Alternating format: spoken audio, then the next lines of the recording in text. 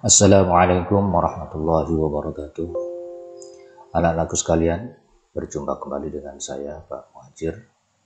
Pada kesempatan ini saya akan membahas tentang masalah takziah yang merupakan rangkaian dari perawatan jenazah.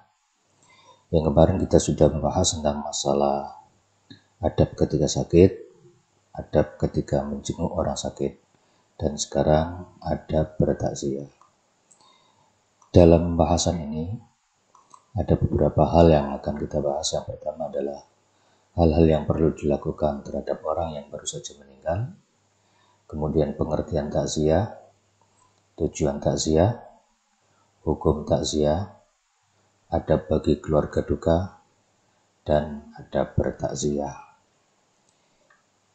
Yang pertama yang harus kita lakukan terhadap orang yang baru saja meninggal, yang pertama adalah memejamkan mata jenazah sambil berdoa, Bismillahi wa ala millati Rasulillah sallallahu alaihi wasallam. Jadi jenazahnya itu kita pejamkan, diusap dari bagian jidatnya atau baduknya, diusap sampai ke bawah, itu matanya akan terpejam. Kemudian mendoakan kepada jenazah dengan berdoa, Allahumma gfirli walahu wa a'tibni minhu uqba hasanatan. Allahumma gfirli, Allah ampunilah aku, walahu dan kepadanya, wa aqibni dan berikanlah akibat kepadaku minhu dari jenazah ini, uqba hasanah dengan akibat yang baik. Selanjutnya menutupi semua anggota tubuhnya dengan kain. Tetapi jika si jenazah sedang dalam keadaan ihram, maka kepala dan wajah tidak ditutupi. Bersegeralah menyelenggarakan perawatan jenazah. Bersegeralah menyelesaikan semua utang mayit dari hartanya sendiri meskipun sampai habis. Ini utang-utangnya termasuk nadarnya, termasuk zakatnya. Setelah itu baru kemudian dibagi warisan. Ini yang lebih afdol seperti itu. Kemudian selanjutnya menyampaikan berita kematian, dibolehkan meminta pada orang lain supaya mendoakan jenazah atau mayit. Ini biasanya di masjid diumumkan. Kemudian yang sering terlupakan, kadang-kadang kita tidak memintakan doa ampunan kepada yang meninggal tadi. Misalkan telah meninggal dunia fulana pada jam sekian, insyaallah sholat jenazah dilaksanakan jam sekian, mari kita bacakan Fatihah supaya almarhum mendapatkan ampunan Al-Fatihah. Nah, itu bagus juga, ada tradisi seperti itu. Kemudian bila mendengar orang yang memusuhi agama yang meninggal, maksudnya orang-orang yang memang betul-betul secara umum dia itu adalah orang yang jelek, maka dianjurkan berdoa, Alhamdulillahilladzi nasara 'abdahu wa azadina. Ya Allah, segala puji bagi Allah yang menolong hambanya dan meninggikan agamanya.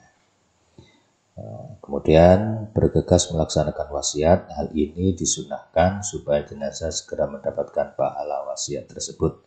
Wasiat itu apa? Pesan orang yang pelaksanaannya setelah yang bersangkutan meninggal dunia. Gitu ya. Kemudian pengertian sekarang. Pengertian takziah. Nah, kita geser ke sini. Pengertian takziah. Yang pertama menurut bahasa, takziah artinya menghibur. Yang kedua menurut istilah, takziah artinya mengunjungi keluarga duka. Ya tentu saja dalam rangka untuk menghibur. Tujuan takziah yang pertama adalah melaksanakan perintah agama. Bagaimanapun ini juga perintah agama yang harus kita jalankan sehingga kita dianjurkan untuk melaksanakannya, termasuk hak sesama muslim. Tujuan yang kedua adalah dalam rangka untuk menghibur keluarga duka. Maka karena itu jangan sampai kita membangkitkan duka, kita hibur sampai alhamdulillah. Misalkan si jenazah itu sakitnya lama, mungkin ini adalah terbaik bagi Allah. Mudah-mudahan sampai diberikan tambahan kesabaran. Ojo sing sabar yo, ya apa maneh panjenengan kabeh api mati. Ya meskipun tujuannya adalah untuk menghibur, tapi kok kayaknya bahasa yang disampaikan kurang mengena. Muga-muga sing mati husnul khotimah. Nah, itu kita mendoakan, memotivasi keluarga duka agar tetap tabah. Ini tujuan jenazah, tujuan apa? Takziah itu. Supaya tabah, diberikan semangat bahwa meskipun yang beliau itu meninggal, alhamdulillah beliau sudah meninggal itu. Mudah-mudahan mendapatkan ampunan dari Allah dan mudah-mudahan keluarga jenengan diberikan ketabahan. Itu nilai rasanya akan beda dibandingkan yang sabar ya. Nah, dibandingkan koyok-koyok ngene. Aku ki wis ngerti nek ngene kok kon sabar, aku mbok kokon-kokon. Nah, itu ya. Kemudian membantu keluarga duka sebisanya. Misalnya apa yang bisa saya bantu? Misalkan keluarga ini sudah diberitahu ya. Terus bagaimana untuk proses pemakaman, apa yang bisa saya bantu? Menghubungi Pak Mudin, tukang kedok kuburan dan lain-lain. Ini mestinya kita menawarkan diri, jangan kita terlalu kemudian berpangku tangan terus baru ngono ngerasani opo kok kuburan ngabe komprat ngabe macam-macam, tidak pakai begitu ya. Kemudian mendoakan jenazah agar diampuni oleh Allah dan semua amal kebaikannya diterima di sisi Allah. Yang paling tidak begitu jenengan takziah nanggone jenazah sana, mendoakan, baca istighfar atau tahlil di hadapan jenazah itu setelah memang tujuannya bertakziah itu di samping untuk keluarga duka juga untuk si jenazah itu kemanfaatannya. Kemudian menunjukkan simpati terhadap duka yang sedang ditimpa oleh si keluarga. Terus mengambil teladan atas diri almarhum, kita ceritakan kebaikannya aja yang kita ceritakan, yang kita kaji, sehingga kita termotivasi untuk meneladani. Kenapa? Karena bagaimanapun manusia ya tetap saja ada kelemahannya, tetapi sudahlah, orang yang sudah meninggal kita cari-cari kebaikannya, sehingga dengan demikian ini masuk bagian dari isyhad ya. Kemudian kita mengambil ibrah atas kematian, bahwa kata kiai saya almarhum Kiai Haji Ahmad Baimunatenan, pirang-pirang wong sehat disii wong loro, bahkan pirang-pirang wong sehat cek enom disii wong loro sing wis tua. Artinya apa? Kematian itu akan senantiasa datang setiap saat, kapanpun, dalam usia bagaimanapun. Jangan pernah ada yang merasa aman dari kematian. Ini tujuan takziah. Sehingga dengan demikian kita akan mendapatkan manfaat dari takziah itu sendiri. Hukum takziah. Yang pertama, hukumnya sunnah, dilakukan sebelum pemakaman atau sesudahnya sampai hari ketiga setelah wafat. Ini sunnah. Kemudian wajib apabila yang meninggal itu tidak ada yang mengurus, ya, maka wajib bertakziah untuk mengurusnya itu. Adab bagi keluarga duka. Yang pertama, sabar dan ridho atas ketentuan Allah. Ya, jadi mengingat ya sepanjang kabeh mati ini menanamkan kesadaran dalam diri keluarga duka, dalam diri sendiri. Misalkan kita sedang berduka, ya.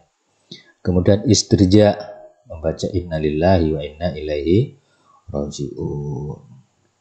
Berdoa innalillahi wa inna ilaihi raji'un. Allahumma ajirni fi musibati, ya Allah, berikanlah pahala dalam musibahku, wa akhlif li khairan minha, dan berikanlah aku pengganti yang lebih baik dari jenazah ini. Wanita boleh saja tidak berhias sama sekali, asal tidak lebih dari 3 hari setelah meninggalnya ayah atau selain ayahnya, anaknya, ya, pokoknya bukan suaminya. Kalau untuk suami, maka tidak berhias selama 4 bulan 10 hari menjalani masa iddah, kecuali dia dalam keadaan hamil, maka sampai melahirkan. Ada bagi orang yang bertaziah bagian 1, mengucapkan istirja ketika mendengar berita kematian, innalillahi wa inna ilaihi raji'un. Kemudian yang kedua, niat yang ikhlas untuk memperoleh ridho dan ampunan dari Allah.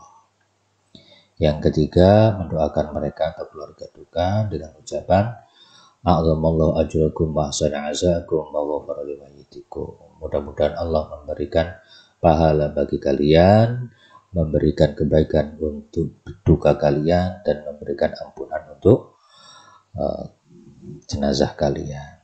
Ini doa ketika kita bertakziah. Jangan lupa ya, dihafal ya.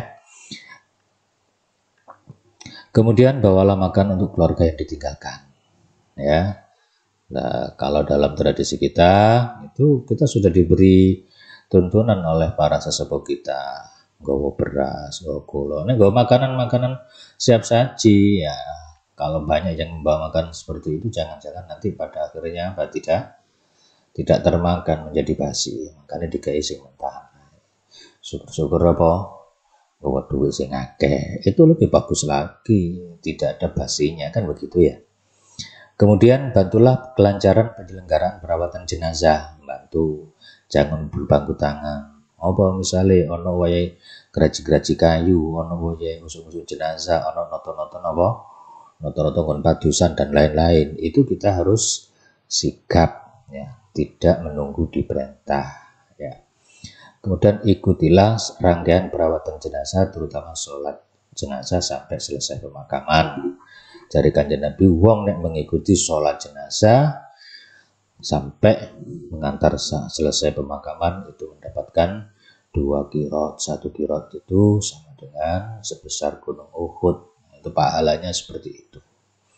Ikutilah tahlil kalau bisa sampai hari ke-7.